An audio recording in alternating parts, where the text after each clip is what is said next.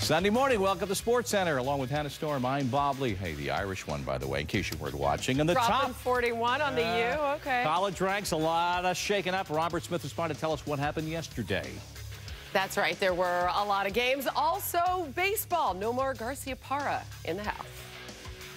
And this is Nomar Garciaparra, and since he's up very, very early, we know that it must be the postseason. Of course it is. It's got to be big time. It's got to be playoffs. We have the NLDS starting in San Francisco. Matt Cain for the home team. The Reds counter with Johnny Cueto, and he knew something was wrong right there in warm-ups. But first, let's get to the Reds losing their 19-game winner right in the first inning. How impressive and important was that performance, given that it also happened on the road and in this shortened series? Well, it's really easy as a position player, and he was penciled in to be the third game starter.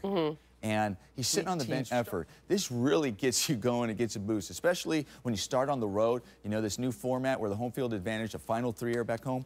All you have to do. Three of the four now are going to be in Cincinnati, and the Reds only have to win two of them. And what a great return, an emotional one for Dusty Baker to San Francisco. Game 2 is tonight. Thanks, Nomar. Thank you. Great to have you here. Good to be here.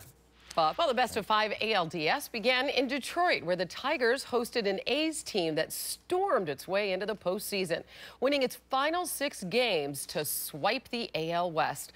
Well, Oakland then marched into a whipped-up Comerica Park, a crowd roaring, twirling white towels for their ace, Justin Verlander. And what did the A's do? They took him deep with their first batter of the game, Coco Crisp. But true to form, Verlander just got better as things progressed, and the Tigers put the A's in. More on that game coming up. Brady and Manning, 2 of the all-time greats, and 2 of our all-time greats. Merrill Hodge and Ron Jaworski weigh in. Plus, we're Manning, Brady, Jaworski, Hodge. Yeah. The symmetry we'll take there. respect for him unless I'm against him. Yeah. And you guys are always arguing about who spent more time in the tape room this week. So what's the tally? Well, I was 60. I'm a lot smarter. Oh, my. Okay.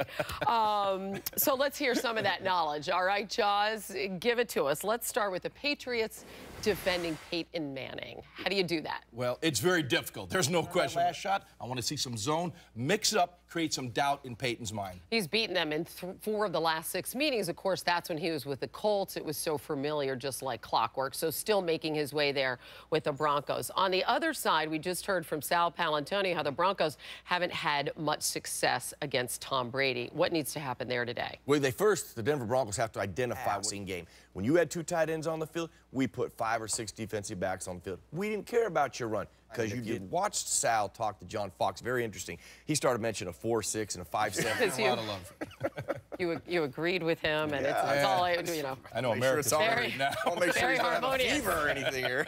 Of course, it's young. Yes, it is. We'll see you both coming up on Countdown. Thanks, Bob.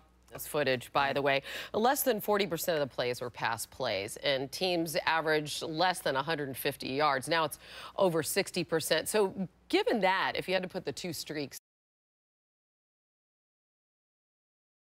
side by side, which one's more impressive? Continues for the New York Jets as they face yet another tough defense, toughest in the NFL right now, the Texans.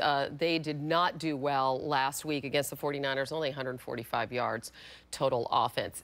Given what's happening, he came in Denver in a very similar situation last year, and he won, Tebow did, football games. So is that the answer in your mind? You said most people don't think so. What do you? All right, after this, glad that's Mike Ditka. More to come all day long. Oh.